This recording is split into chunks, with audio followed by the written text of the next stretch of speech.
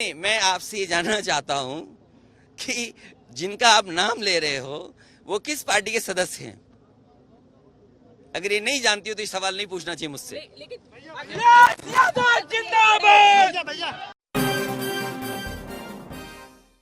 Bharatiya Janata party सत्य भूल चुकी है, वो सत्य के रास्ते पर नहीं है और अहिंसा का रास्ता बुलडोजर ने ले लिया।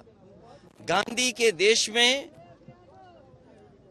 अहिंसा का रास्ता ही जिसका बुलडोजर ने ले लिया और फिर ईडी, सीबीआई, इनकम टैक्स। और गुजरात में अगर ये बात हम पूछें, गुजरात के लोग तो मैं जानता हूं और खासकर उद्योगपति यहाँ के कई बार मुझे मिले हैं, वो कहते हैं कि अगर इनकम टैक्स का छापा उन पे ना पड़े तो उन्हें बड़ा बुरा लगता है। तो गुजरात के लोग तो इस बात को जानते हैं।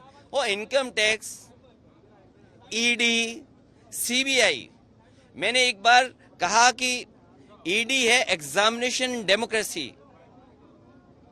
आपको इस परीक्षा से गुजरना ही होगा। कम से कम बीजेपी कांग्रेस के रास्ते चल रही है।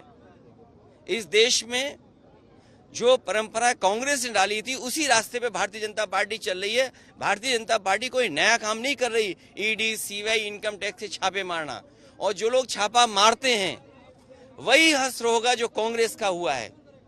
अगर आज ये छापा मार रहे हैं तो कल बीजेपी के भी नाम लेने वाले लोग नहीं बचेंगे। लेकिन तेजस्वी यादव को जिस तरीके से आज सीबीआई ने समन्स दिया है, उसको लेकर क्या कहेंगे? देखिए, सीबीआई, ईडी, इनकम टैक्स, ये सब सरकार के इशारे पे काम करते हैं। इसीलिए मैंने कहा, आप तो सीनियर जर्नलिस्ट हैं, पत्रकार हैं, ये बीजेपी कांग्रेस के रास्ते है। कांग्रेस ने भी देश के बहुत सारे नेताओं पे ईडी, सीबीआई, इनकम टैक्स समय समय पे मारे हैं। उसी रास्ते पर बीजेपी है। तो बीजेपी कौन सा नया काम कर रही है? अगर कांग्रेस आज जमीन पर पहुंच गई तो कल बीजेपी जमीन पर पहुंचेगी।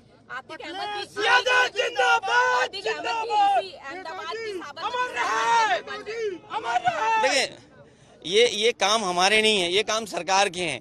सरकार मिली रहती है, कई बार सरकार मिली रहती है, सरकार ऐसे फैसले लेती है। और नॉमिनेशन जेल से हुआ, वो सरकार बीजेपी की थी। समाजवादी पार्टी जब बाई इलेक्शन लड़ रही थी मुख्यमंत्री, उप मुख्यमंत्री के खिलाफ, तो बीजेपी के बड़े बड़े नेता, उस जिनका नाम आपने लिया, उनसे मिले हुए थे और उन्होंने ये दबाव बनाया था। बनारस में एसटीएफ से पकड़ करके उनके परिवार के लोगों पे ये दबाव बनाया कि आपको चुनाव लड़ना होगा। तो सोचो बीजेपी का रास्ता क्या है कि अपराधियों को साथ रख करके कैसे समाजवादियों का नुकसान हो। हमने तो उत्तर प्रदेश में मांगा है कि टॉप 10 की सूची दे दो, टॉप 100 की सूची दे दो।